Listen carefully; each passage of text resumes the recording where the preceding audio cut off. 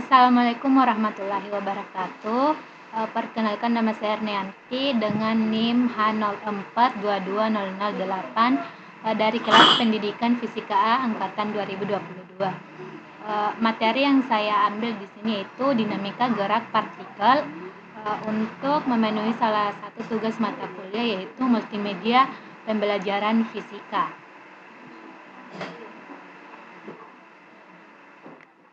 Nah, tujuan pembelajarannya yaitu setelah mempelajari bab ini, kalian dapat menjelaskan sifat kelembaban suatu benda, mengaplikasikan persamaan hukum Newton dalam menyelesaikan masalah, mendeskripsikan beberapa jenis gaya, menerapkan konsep momentum pada fenomena sehari-hari, dan mendeskripsikan momen gaya pada dinamika gerak rotasi. Nah, materi yang pertama yaitu hukum Newton. Yang pertama, hukum 1 Newton. Hukum 1 Newton menyatakan benda yang diam akan tetap diam dan benda bergerak dengan kecepatan tetap akan tetap bergerak dengan kecepatan tetap apabila gaya total yang bekerja pada benda adalah 0. Newton menyederhanakannya dengan persamaan sigma F sama dengan 0, dengan F adalah simbol gaya dengan satuan Newton. Yang kedua itu hukum 2 Newton. Hukum 2 Newton menyatakan percepatan sebuah benda berbanding lurus dengan gaya total yang bekerja pada benda dan berbanding terbalik dengan massanya. Secara matematis ditulis dengan sigma F sama dengan M kali A, di mana sigma F yaitu gaya total yang dialami benda atau satuannya Newton, M sama dengan massa kelembaban benda satuannya kilogram, dan A sama dengan percepatan satuannya meter per sekon kuadrat. Yang ketiga yaitu hukum 3 Newton. Hukum 3 Newton ini menyatakan setiap aksi akan menimbulkan reaksi. Jika suatu benda memberikan gaya pada benda yang lain, maka benda yang terkena gaya akan memberikan gaya yang besarnya sama dengan gaya yang diterima dari benda pertama, tetapi arahnya berlawanan. Secara matematis dapat dituliskan dengan F aksi sama dengan min F reaksi. Selanjutnya itu contoh soal. Sebuah mobil dengan massa 1200 kg bergerak dengan percepatan 2 meter per sekon kuadrat. Tentukan gaya yang diberikan mobil. Penyelesaian untuk soal ini kita menggunakan hukum 2 Newton. Rumusnya yaitu F sama dengan M kali A. Karena yang diketahui pada soal ini adalah nilai massa dan nilai percepatan, maka kita substitusi nilai massa dan percepatan ke dalam persamaan hukum 2 Newton ini. Kita substitusi nilai massa yaitu 1200 kg dikali dengan nilai percepatan yaitu 2 meter per sekon kuadrat. Jadi gaya yang diberikan oleh mobil yaitu 2400 Newton. Selanjutnya itu jenis-jenis gaya. Gaya yang pertama itu gaya berat. Dalam bahasa sehari-hari kita sering menggunakan besaran berat dengan satuan kilogram. Perlu kalian ketahui berat merupakan gaya tarik bumi terhadap suatu benda. Secara matematis berat adalah perkalian antara massa dan percepatan gravitasi yang dapat dituliskan dengan W sama dengan M kali G. Dengan W itu adalah gaya berat, M adalah massa, dan G sama dengan percepatan gravitasi. Berat ini memiliki satuan Newton dengan G merupakan percepatan gravitasi bumi yang berkisar sekitar 9,8 meter per sekon kuadrat jika diukur dekat dengan permukaan bumi. Sedangkan massa adalah ukuran banyaknya partikel di dalam suatu objek dan memiliki satuan kilogram. Jenis yang kedua yaitu gaya normal. Sebuah benda yang diletakkan di atas meja akan diam meskipun kalian tahu bahwa ada gaya gravitasi yang bekerja pada benda. Pasti ada gaya lain yang menyeimbangkan gaya berat ini. Gaya ini kita sebut dengan gaya normal. Gaya normal selalu tegak lurus dengan bidang dan merupakan gaya tahan dari material terhadap gaya luar arahnya keluar dari bidang permukaan. Selanjutnya jenis gaya yang ketiga yaitu gaya gesek benda padat. Gaya gesek ini ada dua jenis. Yang pertama adalah gaya gesek statis dan gaya gesek kinetis. Gaya gesek statis adalah gaya yang mempertahankan benda agar terus diam. Sedangkan gaya gesek kinetis adalah gaya yang menghambat pergerakan benda. Gaya gesek sangat berhubungan dengan gaya normal atau kontak dan koefisien gesekan antara benda. Hubungan antara besaran ini dapat dituliskan dengan F statik sama dengan N nu statik dan F kinetis sama dengan N nu kinetis. Dengan F itu adalah gaya gesek satuannya Newton, N sama dengan gaya normal satuannya Newton, nu sama dengan koefisien gesek antara dua benda. Besarnya koefisien gesek ditentukan oleh kehalusan antara dua permukaan. Contohnya, lantai yang licin akan memiliki koefisien yang lebih kecil dibandingkan dengan lantai yang kasar. Jenis gaya yang keempat yaitu gaya gesek fluida. Sebuah benda yang bergerak melalui fluida, baik itu cair ataupun gas, akan mengalami hambatan dari fluida tersebut.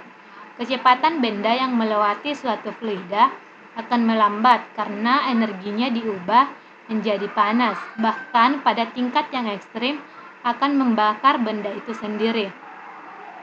Pada benda yang jatuh, gaya hambat fluida akan meningkat seiring dengan meningkatnya kecepatan. Hal ini akan menyebabkan gaya total berkurang hingga pada suatu keadaan gaya hambat udara mengimbangi gaya berat benda. Akibatnya percepatan menjadi nol dan kecepatannya menjadi konstan. Yang kelima yaitu gaya sentripetal.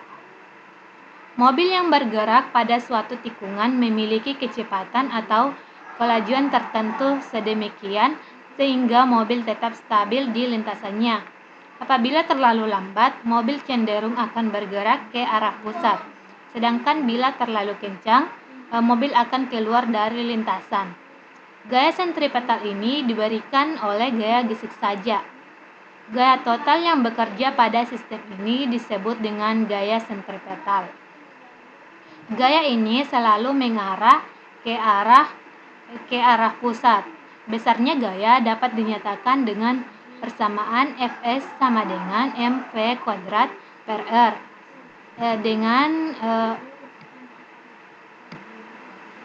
Fs sama dengan gaya sentripetal dengan satuan Newton, m sama dengan massa benda dengan satuan kilogram, v sama dengan kecepatan linear satuan meter per sekon, dan r sama dengan jari-jari lingkaran satuannya meter. Nah, materi yang selanjutnya itu momentum dan impuls. Momentum adalah besaran turunan yang merupakan hasil kali antara massa dengan simbol m dan kecepatan dengan simbol v, suatu objek yang menunjukkan kesukaran benda untuk berhenti. Momentum memiliki satuan kilogram meter per sekon dan simbol p. Secara matematis, besaran momentum dapat dituliskan dengan P sama dengan M kali V. Perubahan momentum terhadap waktu dari suatu benda akan menghasilkan perubahan kecepatan benda terhadap waktu yang senilai dengan gaya luar yang dialami benda. Hubungan ini bisa dituliskan dalam bentuk persamaan delta P sama dengan M kali delta V, di mana P ini adalah momentum, besaran momentum, M sama dengan massa dan V sama dengan kecepatan. Atau delta P per delta T sama dengan M kali delta V per delta T sama dengan sigma F. Pada bab kinematika ini telah dijelaskan bahwa perubahan kecepatan terhadap waktu akan sama dengan percepatan.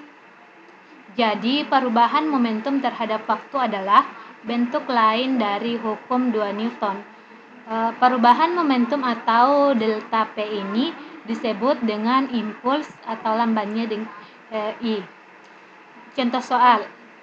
Soalnya itu sebuah bola bergerak dengan kecepatan 10 meter per sekon dan memiliki massa 0,5 kg. Hitunglah nilai momentumnya. Untuk menghitung nilai momentumnya, kita menuliskan terlebih dahulu nilai yang diketahui. Nilai yang diketahui pada soal ini yaitu kecepatan dan massanya. Kecepatan bola atau V sama dengan 10 meter per sekon dan massa bola atau M ini 0,5 kg. Kita menyelesaikannya dengan menggunakan persamaan P sama dengan M kali V dan substitusi nilai M ke nilai M dan nilai V. Nilai M yaitu 10 kg dikali dengan nilai V nilai M yaitu 0,5 kg dikali dengan nilai V 10 meter per sekon. Jadi P-nya yaitu 5 kg meter per sekon. Maka momentum bola adalah 5 kg meter per sekon. Selanjutnya yaitu hukum kekekalan momentum. Apabila dua objek saling berinteraksi, tiap objek akan mengalami gaya aksi dan reaksi yang sama besar dengan menggunakan definisi impuls dari penjelasan sebelumnya. Maka keadaan ini secara matematis dapat dituliskan dengan F aksi sama dengan min F reaksi, atau M1 kali V1 ditambah M2 kali V2 sama dengan M1 kali V1 tambah M2 kali V2. Secara sederhana menyatakan bahwa momentum total sebelum dan sesudah tumbukan adalah sama. Hukum ini akan berlaku pada keadaan apapun selama terjadi interaksi antara dua benda. Yang kedua yaitu jenis-jenis tumbukan. Pada saat dua benda bertumbukan, akan ada energi yang diubah menjadi energi lain dan akan berdampak pada perbedaan kecepatan relatif sebelum dan sesudah tumbukan. Rasio perubahan kecepatan relatif sesudah dan sebelum tumbukan ini disebut dengan koefisien restitusi atau disimbolkan dengan E. Jenis tumbukan berdasarkan rasio tersebut dapat dibagi menjadi 3, yaitu yang pertama tumbukan lenting sempurna dengan E sama dengan 1. Tumbukan lenting sempurna terjadi ketika tidak ada energi sistem yang hilang saat bertumbukan. Dalam hal ini berlaku hukum kekekalan energi kinetik dan hukum kekekalan momentum. Perubahan kecepatan relatif sebelum dan sesudah tumbukan adalah sama besar, tapi berlawanan arah. Jenis tumbukan ini jarang terjadi di alam, tetapi untuk tingkat molekul, tumbukan ini sering dijadikan sebagai asumsi. Yang kedua yaitu tumbukan lenting sebagian, atau E-nya itu berada di antara 0 dan 1. Pada tumbukan lenting sebagian, hukum kekekalan energi kinetik tidak berlaku karena adanya energi yang hilang saat terjadi tumbukan. Energi ini umumnya diubah menjadi energi panas ataupun bunyi. Pada tumbukan lenting sebagian hanya berlaku hukum kekekalan momentum saja dan koefisien restitusi tumbukan lenting sebagian mempunyai nilai di antara 0 dan 1. Tumbukan lenting sebagian sering terjadi dalam kehidupan sehari-hari. Yang ketiga yaitu tumbukan tidak lenting sama sekali atau nilai E-nya itu sama dengan 0. Pada tumbukan tidak lenting sama sekali, dua benda yang bertumbukan akan menyatu dan bergerak bersama-sama setelah bertumbukan.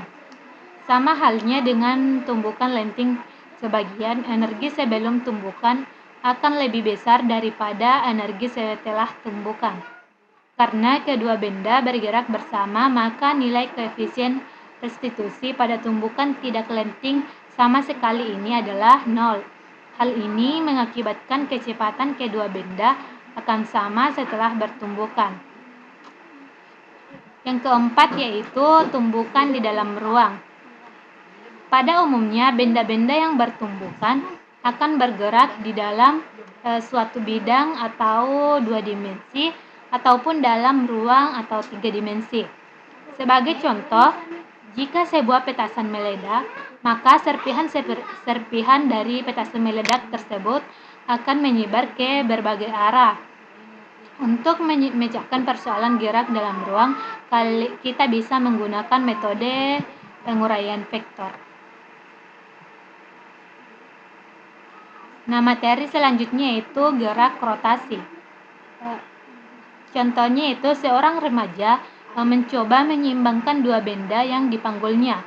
Untuk menyeimbangkan dua beban tersebut, pemuda tersebut harus memposisikan batang penyangga sedemikian rupa sehingga momen gaya total yang diberikan adalah 0. Yang pertama yaitu momen gaya.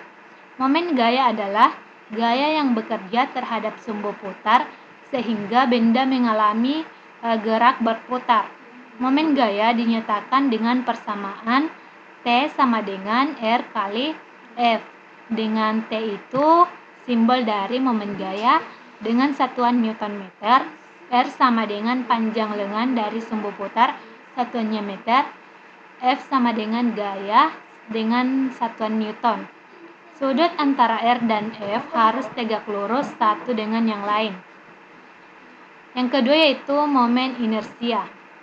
Momen inersia benda bisa berbeda-beda tergantung dari massa atau M dan posisi pusat massanya itu adalah R. Seperti pada hukum 2 Newton, hubungan antara momen inersia, momen gaya, dan percepatan sudut dapat dinyatakan dengan persamaan T sama dengan I kali I alfa. Dengan T ini adalah momen gaya dengan satuan Newton meter, I sama dengan momen inersia satuan kilogram meter kuadrat, alfa sama dengan percepatan sudut, satuannya radian per second kuadrat. Nah, contoh soal dari gerak rotasi ini itu soalnya sebuah balok dengan panjang 2 meter dan massa 10 kg digantung pada salah satu ujungnya. Pada jarak 0,5 meter dari titik gantung, sebuah gaya horizontal 20 Newton diterapkan. Hitunglah momen gaya atau torsi yang dihasilkan oleh gaya tersebut terhadap titik gantung. Untuk mencari jawabannya itu kita menuliskan terlebih dahulu nilai yang diketahui pada soal, yaitu panjang balok dengan simbol L sama dengan 2 meter, massa balok simbol M sama dengan 10 kg, jarak gaya terhadap titik gantung atau R sama dengan 0,5 meter. Besarnya gaya atau F sama dengan 20 Newton. Momen gaya atau torsi dapat dihitung dengan rumus T sama dengan F kali R.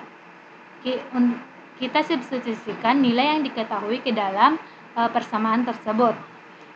Kita substitusi nilai F sama dengan 20 Newton dikali dengan nilai R yaitu 0,5 meter. Jadi nilai T yang dihasilkan yaitu 10 Newton meter. Jadi momen gaya atau torsi yang dihasilkan oleh gaya tersebut terhadap titik gantung adalah 10 Newton meter.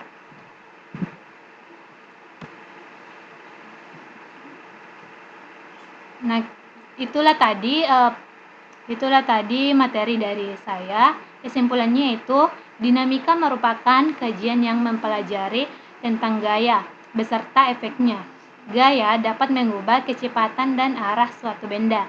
Benda akan mempertahankan keadaan awalnya apabila tidak dipengaruhi oleh gaya dari luar.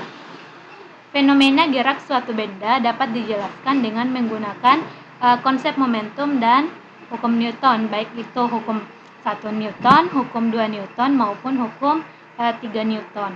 Dinamika gerak rotasi mengkaji tentang momen gaya dan efeknya pada gerak rotasi. Selanjutnya, apabila ada pertanyaan, dipersilakan.